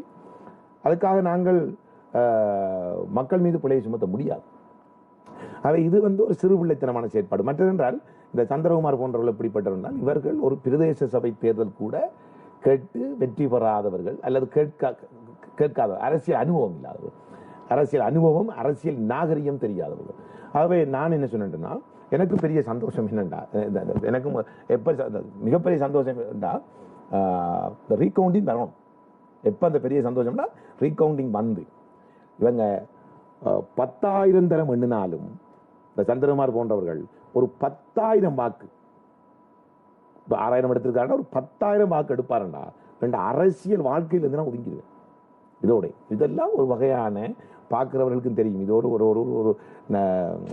என்ன சொல்றது, 304 பேர் கேட்கிறார்கள் மட்டக்களப்பிலே, நிச்சயமாக 5 பேர் வெற்றி பெறுகிறார்கள் என்று. 5 பேர் தான் வெற்றி பெற முடியும். வெற்றி பெறுகிறார்கள் சில பேர் அதை நாகரிகமா பக்குவமா ஏற்றுக்கொண்டு ஒதுங்குகின்ற அரசியல் நாகரிகம் படுத்துகிறார். இப்படி ஒரு சிலர் இனி அந்த தோல்வியை மக்கள் மத்தியில் மறைப்பதற்காக இப்படியான சில அரசியல் நடங்களை ஆடுவது பழமையான விஷயம். நான் அது பெருசாக ஏற்றுக்கொள்வது இல்லை, அழுத்திக் கொள்வதில்லை. அவர்களுக்கு நான் சொல்லுகின்ற ஒரு சின்ன அறிவுரை என்னென்றால், சின்ன அறிவுரை இல்லை, பெரிய அறிவுரை, முதல் ஒரு பிரதேச சபை தேர்தலை கேட்டு முதல் வெற்றி பெறுங்கள் என்று நான் சொல்ல வருகிறேன். அவ்வளவுதான். தபால் சேவைகள் வெகுசன ஊடக தொழில் அபிவிருத்தி ராஜாங்க அமைச்சராக 5 ஆண்டுகளிலே என்ன செய்ய உத்தேசித்திருக்கிறீர்கள்? தபால் துறையிலே என்ன செய்ய போகிறீர்கள்? ஊடகத்துறையிலே என்ன செய்ய போகிறீர்கள்? இன்று கோகுல் என்னடா உங்களுக்கு தெரியும், தபால் சேவை என்பது ஒரு பெரிய துறை. கிட்டத்தட்ட 650 பெரிய தபால் நிலையங்கள் இருக்கிறது, 3410 உப தபால் நிலையங்கள் இருக்கிறது, 26,000 பேர் நாடளாவிய இதில் வேலை செய்கின்றார்கள். அது ஒரு பெரிய பலம் வாய்ந்த தொழிற்சங்கங்கள் இருக்கிறது. இது ஒரு பெரிய பொறுப்பு எனக்கு தபால் சேவை சார்ந்து ஒப்படைக்கப்பட்டிருக்கிறது. மக்களுக்கு முக்கியமான சேவைகளில் ஒன்று இது. இந்த தபால் சேவை முக்கியமான சேவைகளில் ஒன்று. தபால் சேவையை இன்று பார்க்கும் பொழுது இலங்கையை பொறுத்தளவிற்கு ஜனாதிபதியினுடைய நேற்று கூட அவர் அதைத்தான் பேசினார். தபால் சேவையை நேற்று அவர் பேசினார். நேற்று இரவு கௌரவ முன்னாள் அமைச்சர் பசில் ராஜபக்ச அவர்கள் கூட அவருடைய அலுவலகத்தில் வைத்து என்னோடு பேசினார். தபால் சேவையை எந்த அளவிற்கு அதிலே தொழில்நுட்பங்களை இப்ப ராஜாங்க அமைச்சருக்கு இந்த தபால் திணைக்களம் முழுமையாக ஒப்படைக்கப்பட்டிருக்கிறது. அவை எங்களுக்கு ஒரு அனுபவம் வாய்ந்த அமைச்சர் அவர்கள் என்னுடைய அமைச்சை கிடைத்திருக்கிறார், கேலியா நம்புக்கல்ல கௌரவ அமைச்சர் அவர்கள். அவருடைய அந்த ஆலோசனை, ஒரு சிரேஷ்ட அமைச்சர், அதை அவருடைய ஆலோசனை வழிகாட்டலையும் பெற்றுக்கொண்டு எந்த அளவுக்கு தபால் துறையை பலப்படுத்தி அந்த சேவையை மக்களுடைய காலடியை கொண்டு செல்ல வேண்டும். இப்பொழுது பார்த்திருந்தால் இலங்கையிலே பல கிராமங்களிலே தபால் நிலையங்கள் இல்லை. பல வடக்கு கிழக்கை பொறுத்தவரை பல தபால் நிலையங்கள் யுத்தத்தினால் அழிக்கப்பட்டிருக்கிறது, புனரமைக்கப்படவில்லை, சரியான வசதிகள் இல்லை. மற்றது ஒரு வயோதிபர்கள் தங்களுடைய அந்த சமூக சேவை சார்ந்த அந்த அவர்களுடைய அந்த கொடுப்பனவுகளை பெறுவதற்காக கிட்டத்தட்ட பல கிலோமீட்டர் தூரம் தாண்டிதான் பெற்று போக வேண்டியிருக்கிறது. அது போக்குவரத்துக்கு அந்த நிதி முடிந்து விடுகிறார். இவ்வாறு பல தபால் நிலையங்கள் தரம் உயர்த்தப்படாமல் இருக்கின்றன. புதிய தபால் நிலையங்கள் உருவாக்க வேண்டியிருக்கிறது, பலவற்றை புனரமைக்க வேண்டியிருக்கிறது. மொத்தத்தில் மக்களுடைய காலடிக்கு இந்த சேவையை கொண்டு செல்ல வேண்டும். இதுக்குள்ளே இன்றைக்கு உலகத்திலே பல நாடுகளிலே டெவலப் கண்ட்ரிஸ், அபிவிருத்தி அடைந்த நாடுகளிலே தபால் எங்கேயோ மிக சிறப்பாக வளர்ந்திருக்கிறது. அந்த தரத்துக்கு கொண்டு வரதுக்குரிய வேலை திட்டங்களை செய்ய வேண்டும். எப்பொழுது 5 ஆண்டு கால ஒரு செயற்திட்டத்தை உருவாக்குறதுக்கு வேலை திட்டங்களை தபால் துறை சார்ந்து நாங்கள் இப்பொழுது ஆரம்பித்திருக்கின்றோம். இதற்கு நான் நினைக்கின்றேன் என்னுடைய அமைச்சின் செயலாளர் இன்று அல்லது நாளை நியமிக்கப்படுவார் என்று. ஆகவே அவருடைய நியமனத்துக்கு பிறகு நான் அஞ்சல் மா அதிபரோடும் பேசி, அங்கிருக்கின்ற உதவி செயலாளரோடும் பேசி இப்பொழுது பல திட்டங்களை நாங்கள் வகுத்துக் கொண்டிருக்கின்றோம். இதை ஒரு உலகத்தரம் வாய்ந்த தொழில்நுட்பத்துறையை பூர்த்தி சிறப்பாக கொண்டு வர வேண்டும் என்பதற்காக இது ஒன்று. அடுத்தது ஊடகத்துறை சார்ந்து வெகுசன ஊடக தொழில் அபிவிருத்தியை பொறுத்தளவிற்கு, ஊடகவியலாளர்களை பொறுத்தளவிற்கு இன்று நாட்டிலே ஒவ்வொரு மாவட்டம் சார்ந்து இருக்கின்ற ஊடகவியலாளர்களுக்கு ஒவ்வொரு விதமான பிரச்சனைகள், பொதுவாக ஊடகவியலாளர்களுக்கு பிரச்சனைகள் இருக்கின்றது, பொதுவான பிரச்சனைகள் இருக்கின்றது. பொதுவான பிரச்சனைகளோடு மாவட்ட ரீதியாக இருக்கின்ற ஊடகவியலாளர்களுக்கு வெவ்வேறு வகையான பிரச்சனைகள் இருக்கின்றது.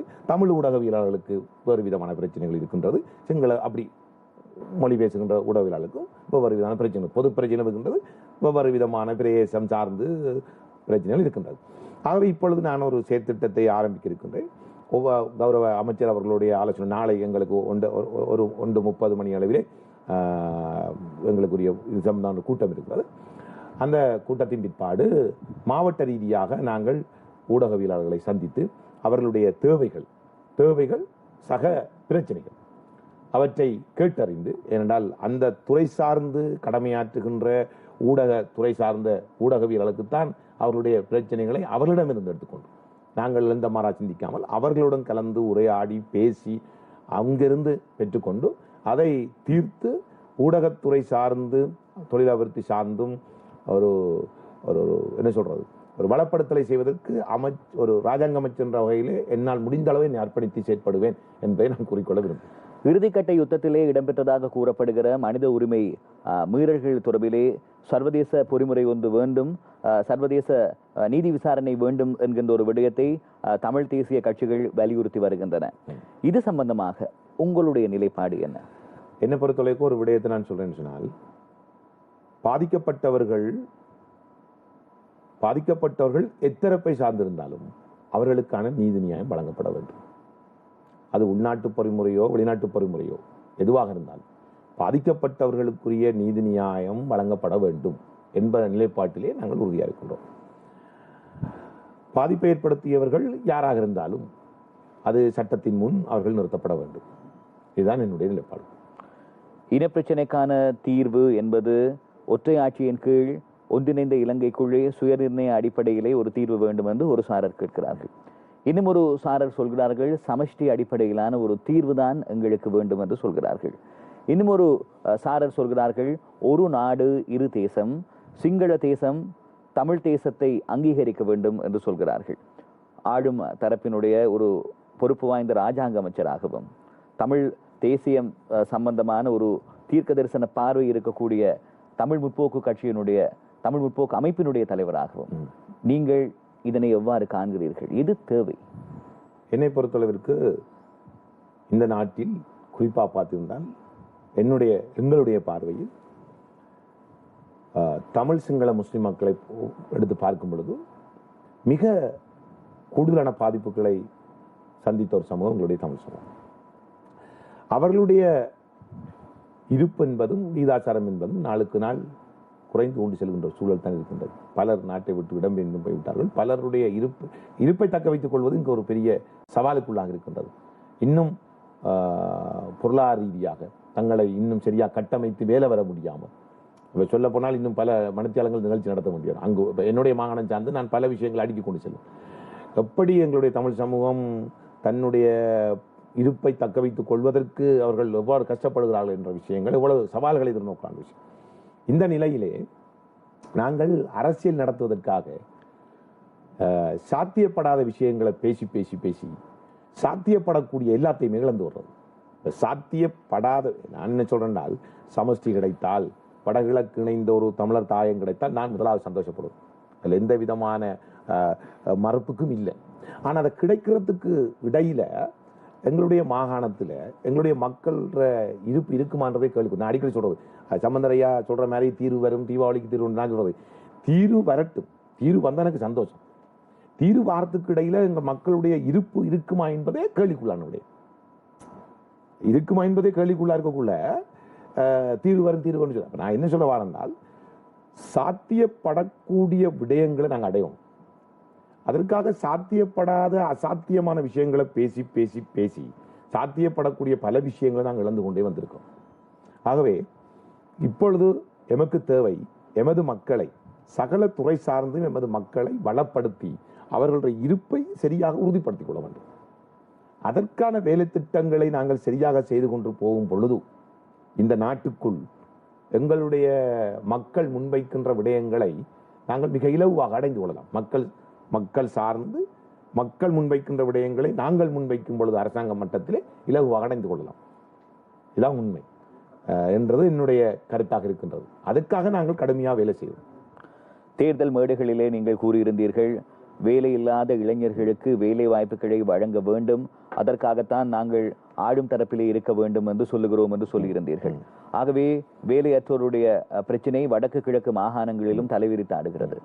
எவ்வாறான வேலை வாய்ப்புகளை எங்களுடைய இளைஞர் யுவதிகளுக்கு நீங்கள் வழங்குவதற்கு தயாராக இருக்கிறீர்கள்? கடந்த காலத்திலே நாங்கள் முட்டுக்கட்டை கொடுத்த அரசாங்கம் 16 பாராளுமன்ற உறுப்பினர்களை வாக்குகளை பெற்று பெற்று பெற்று தங்கட காரியங்களை சாய்த்தார்களுடைய உரிமை சார்ந்தோ தீர்வு சார்ந்தோ அவர் ஒன்றுமே இல்லை. இந்த நிலையில தற்போதைய அரசாங்கத்தினுடைய ஜனாதிபதி அவர்கள் இந்த 1 லட்சம் வேலை வாய்ப்புகளை முன்மொழிந்திருக்கின்றார். இன்று அவருடைய உரையில் கூட சொல்லியிருந்தார், வேலை வாய்ப்புகள் வழங்கப்படும் பொழுதோ அது கடந்த காலம் போல அல்லாமல் மாகாண ரீதியா மாவட்ட ரீதியா சரியாக பகிர்ந்து அளிக்கப்படும் சமத்துவம். கடந்த காலத்தில் அப்படி இருக்கவில்லை. அதனாலதான் எங்களுடைய தமிழ் இளைஞர் யுவதிகள் புறக்கணிக்கப்பட்டார்கள். தற்போது ஜனாதிபதி இன்றைய உரையில் அதை அவர் அழுத்தம் திருத்தமாக அவர் கூறியிருக்கிறார். அது மாத்திரமல்ல, நேற்றைய கூட்டத்தில் கூட இந்த 1 லட்சம் வேலை வாய்ப்பு சம்பந்தமாக பேசப்பட்டது. அது வருகின்ற மாதத்துக்குள் வழங்கப்பட இருக்கிறது. சரியான வறுமை கோட்டுக்குள் வாழுகின்ற பிள்ளைகளை அடையாளப்படுத்தி அவர்களுக்கு அந்த வேலை வாய்ப்பு வழங்கப்பட இருக்கிறது. அத்துடன் பட்டதாரிகள் 50,000 பட்டதாரிகளுக்குரிய வேலை வாய்ப்பு வழங்கப்பட இருக்கிறது. கிட்டத்தட்ட 1,60,000 வேலை வாய்ப்புகள் வருகின்ற மாதத்துக்குள் வழங்கப்படுவதற்கான ஏற்பாடுகள் நடைபெற்றுக் கொண்டிருக்கின்றன. இதே வேளையில் இன்னும் வடக்கு கிழக்கை பொறுத்தளவிற்கு அதிகளவான இளைஞர் யுவதிகள் கடந்த காலத்திலே சரியான வகையிலே ஒரு சமப்படுத்தலோடு கூடிய ஒரு பாகுபாடற்ற வகையில் கடந்த அரசாங்க காலத்திலே வேலை வழங்கணும், அதிகளவான இளைஞர்களுக்கு வேலை வாய்ப்புகளை பெற்றுக் கொடுத்திருக்கலாம். ஆனால் அது நடைபெறவில்லை. இந்த அரசாங்கத்திலே அவ்வாறான ஒரு நிலைப்பாடல் இல்லை. அதாவது எல்லோருக்கும் சமமாக வழங்க வேண்டும் என்ற நிலைப்பாடு தான் இருக்கின்றது. இந்த அடிப்படையில் வரவேற்கத்தக்க விடயமாக ஒன்று. அடுத்தது, நாங்கள் அரசாங்கத்துக்கூடாக அமைச்சர்களுக்கூடாக நிச்சயமாக எங்கள் பகுதிகளை சார்ந்த பிள்ளைகளுக்குரிய வேலைவாய்ப்புகளை பெற்றுக் கொடுப்பதிலே கூடிய கவனம் செலுத்துவோம். அத்துடன் தனியார் துறை சார்ந்து அதை வளப்படுத்தி தொழில் முயற்சியாளர்களை ஊக்குவித்து அவர்களுக்கு உரிய வசதிகளை ஏற்படுத்தி கொடுத்து அதற்கூடாகவும் வேலை வாய்ப்புகளை பெற்றுக் கொடுப்பதற்குரிய நடவடிக்கைகளை தீர்மானங்களை எடுத்திருக்கின்றோம். அதுக்குரிய நடவடிக்கைகளில் இறங்கியிருக்கின்றோம். தமிழ் தேசிய கூட்டமைப்பிலே நீங்கள் இருக்கின்ற காலகட்டத்திலே கடந்த பாராளுமன்ற தேர்தலிலே 16 ஆசனங்கள் அவர்களுக்கு கிடைத்திருந்தன. ஆனால் இந்த தேர்தலிலே ஒரு தேசிய பட்டியல் ஆசனம் அடங்கலாக 10 ஆசனங்கள் தான் அவர்கள் வசம் கிடைத்திருக்கிறது. தமிழ் தேசிய கூட்டமைப்புக்குள்ளே இருக்கிற போது விமர்சிப்பதிலே, அவர்களுக்கு விமர்சனங்களை முன்வைப்பதிலே உங்களுக்கு கூட ஒரு சிக்கல் இருந்திருக்கலாம். இப்போது நீங்கள் வெளியிலே இருந்து இதை பார்க்கின்ற போது தமிழ் தேசிய கூட்டமைப்பினுடைய இந்த பின்னடைவுக்கான காரணம் என்று எதனை கருதுகிறீர்கள்? எதனை அவர்கள் திருத்திக் கொள்ள வேண்டும்? குறிப்பா தமிழரசு கட்சியினுடைய ஒரு தன்னிச்சையான மேலாதிக்கம். தமிழரசு கட்சி, தமிழ் தேசிய கூட்டமைப்பு என்பது பதிவு செய்யப்படாத குழந்தை, பதிவு வைக்காத ஒரு குழந்தை. முன்னாள் பாராளுமன்ற உறுப்பினர் அண்ணன் சிவசக்தி ஆனந்தன் அவர்கள் அடிக்கடி, நாங்கள் 16 பாராளுமன்ற உறுப்பினர் இருக்கும் பொழுது அடிக்கடி பேசுகிற விஷயம், கூட்டமைப்பை பதிவு செய்யுங்கள், பதிவு செய்யுங்கள், பதிவு செய்யுங்கள். ஆனால் அதற்கு தமிழரசு கட்சி உடன்பாடில்லை. ஏனைய பங்காளி கட்சிகள் உடன்பாடாக இருந்தாலும் தமிழரசு கட்சி மட்டும் அதுக்கு உடன்பாடில்லை. ஏனென்றால் பதிவு செய்து விட்டால் தங்களுடைய மேலாதிக்கம், தங்களுடைய தனித்துவம் இல்லாமல் போய்விடும். பதிவு செய்யாமல் இருந்தால் யாரையும் வழியில போடலாம். இந்த தமிழரசு கட்சியின் மேலாதிக்க செயற்பாடுதான் உண்மையிலே பலர் அதை விட்டு வெளியேறதுக்கு காரணம். இவர்கள் சொன்னார்கள், தமிழ் தேசிய கூட்டமைப்பில் உள்ள தமிழரசு கட்சியினர் சொன்னார்கள், யாராவது எங்கள் கட்சியை விட்டு நீங்கள் கட்சி மாறினால் காணாமல் போய்விடுகிறது. எனக்கு கூட முன்னாள் பாராளுமன்ற உறுப்பினர் சிறுநேசன் அவர் அடுக்குமொழியில் பேசுவார். பாராளுமன்ற உறுப்பினர் வியாழேந்திரன் கட்சி மாறினார், காணாமல் போய்விட்டார் என்று. ஆனால் அவர் இந்த முறை தேர்தலில் அவர் காணாமல் போய்விட்டார். ஆகவே முன்னாள் பாராளுமன்ற உறுப்பினர்களில் நான் மாத்திரம்தான் 2வது முறை வெற்றி பெற்றிருக்கின்றேன். ஆகவே இந்த தமிழரசு கட்சியினுடைய மேலாதிக்க செயற்பாடுதான், அதனால்தான் நான் நினைக்கின்றேன் கஜேந்திரகுமார் பொன்னம்பலம் அவர்கள் வெளியேறி போனார். இவர் முன்னாள் சிவி விக்னேஸ்வரன் வெளியேறினார். நாங்கள் வெளியேறணும். அதுக்குள்ளிருந்து எங்களுடைய கருத்துக்களுக்கான சரியான மதிப்புகளோ அதுக்குரிய ஒரு மக்களுடைய எதிர்பார்ப்பு நிறைவேற்றக்கூடிய செயற்திட்டங்கள் அங்க இல்லை, எதுவுமே இல்லை. அதனால நாங்கள் வெளியேறணும். அதுபோன்று இபிஆர்எல்எஃப் வெளியேறியது. இவ்வாறு வெளியேறி இன்று தமிழீழ விடுதலை புலிகள் இருக்கும்போது 22 ஆசனங்களை பெற்றவர்கள். அது அவர்களுடைய அனுசரணையால் தான் இவர்கள் பெற்றார்கள். அதுக்கு பிற்பாடு தமிழீழ விடுதலை புலிகள் போனதுக்கு பிறகு அவர்கள் இருக்கும் பொழுது தங்கள் ஏகபிரதி என்றார்கள். போனதுக்கு பிறகு கூட்டமைப்பின் உருவாக்கத்துக்கும் அவர்களுக்கும் சம்பந்தமே இல்லை என்று சம்பந்தன் ஐயா அவர்களை சம்பந்தம் இல்லாமல் பேசினார். அடிக்கடி சம்பந்தம் இல்லாமல் இந்த கருத்துக்களை தெரிவித்துக் கொண்டிருந்தார். இந்த நிலையிலே 16 ஆசனங்களை வடக்கு கிழக்கில் பெற்று தற்போது 9 ஆசனங்கள் தேசிய பட்டியல் உள்ளதான் ஒரு ஆசனம். இதிலும் தமிழரசு கட்சிக்கு பாரிய பின்னடை இருக்கிறது. மாவை சீனராஜா தலைவரே தோல்வி அடைந்திருக்கிறார். அது மாத்திரமல்ல, பங்காளி கட்சிகள் டெலோ 3 ஆசனங்களை பெற்றிருக்கிறது. ஃபிளட் 1 ஆசனத்தை பெற்றிருக்கிறார். 4 ஆசனங்களை பெற்றிருக்கிறார்கள். உண்மையில தேசிய பட்டியல் அவர்களுக்கு தான் கொடுத்திருக்க வேண்டும். அது அவர்களுடைய கட்சி வர நான் கலைக்க முடியாது. இருந்தாலும் 4 ஆசனங்களை பங்காளி கட்சிகள் பெற்றிருக்கின்றது. இவர்கள் 5 ஆசனங்களை பெற்று தேசிய பட்டியல் உட்பட 6 ஆசனங்களை பெற்றிருக்கிறார்கள். இது பாரிய பின்னடைவு. இப்பொழுது தமிழ் தேசிய கூட்டமைப்பு தமிழ் மக்களுடைய, வடகிழக்கு மக்கள் அல்லது தமிழ் மக்களுடைய ஏகப்பிரிவினர் மார்த்தட்டி கூற முடியாது. ஏனென்றால் வடக்கை எடுத்துக்கொண்டால் விக்னேஸ்வரன் ஐயா இருக்கிறார், கஜேந்திரகுமார் பொன்னம்பலம், மற்றது அடுத்த கஜேந்திரகுமார் அவர்கள் இருக்கிறார். 3 ஆசனங்கள். தமிழ் மக்களின் பிறகு தான் 3. அதுபோன்று அங்கஜன் ராமநாத் 4, டக்ளஸ் சவனந்தா உட்பட அவருடைய கட்சி 2. அப்ப 4, 2, 6 பேர். கிழக்கிலே 2 தமிழ் பாராளுமன்ற நான் உட்பட அப்ப 4, 2, 3, 4, 6, 8 பேர் இருக்கின்றார்கள். வடக்கு கிழக்கிலே 8 பேர் இருக்கின்றார்கள். ஆகவே தமிழ் மக்கள் பொதுவாக சொல்ல போனால் இந்த தமிழரசு கட்சியினுடைய மேலாதிக்க செயற்பாடும் இவர்களுடைய அரசியல் போக்கை முற்றாக நிராகரித்திருக்கிறார். இனி வரும் காலங்களிலும் இதே போக்கில் இவர்கள் பயணிப்பார்கள் என்றால் இன்னும் இவர்கள் பாரிய பின்னடைவை சந்திப்பார்கள். ஆகவே இவர்கள் தங்களை சுய பரிசோதனை செய்து அதாவது மக்களுடைய எதிர்பார்ப்புக்கேற்ற வகையில் இவர்களுடைய அரசியல் இல்லை. மக்களுடைய எதிர்பார்ப்பு என்னவோ, இவர்கள் பேசுவது என்னவோ, இவர்கள் நடைமுறைப்படுத்துவது என்னவோ, அவை மக்கள் எதிர்பார்ப்புக்கேற்ப அரசியலை முன்னெடுப்பவர்கள் மாத்திரம்தான் வரும் காலங்களில் மக்கள் ஏற்றுக்கொள்வார்கள். இல்லாவிட்டால் மக்கள் அவர்களை நிராகரித்து வீட்டுக்கு அனுப்புவார்கள் என்பதால் உண்மையான யதார்த்தம். புதிதாக பதவியேற்ற பின்னர் வேலை பழுமிக்க ஒரு சூழ்நிலையிலே எங்களுடைய அழைப்பினை ஏற்று இன்முகத்தோடு புன்முறுவலோடு நாங்கள் கேட்ட கேள்விகள் எல்லாவற்றுக்கும் பதிலை வழங்கி இருந்தீர்கள். தபால் சேவைகள், வெகுசன ஊடக தொழில் அபிவிருத்தி, ராஜாங்க அமைச்சர், மீன்பாடும் தேர்நாட்டினுடைய நாடாளுமன்ற உறுப்பினராக ஆளும் தரப்பில் இருந்து தெரிவு செய்யப்பட்ட சதாசிவம் வியாழேந்திரன் அவர்களுக்கு எங்களுடைய ஹிருதயபூர்வமான நன்றிகளை நாங்கள் தெரிவித்துக் கொள்கிறோம். நன்றி.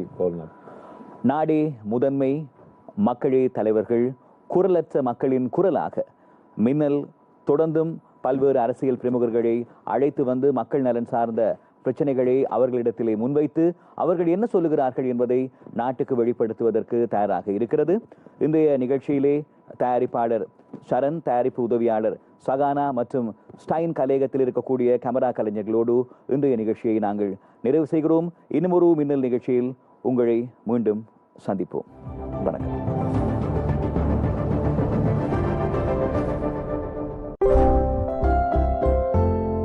சக்தியுடன் இணைந்திருங்கள். அடுத்து வருவது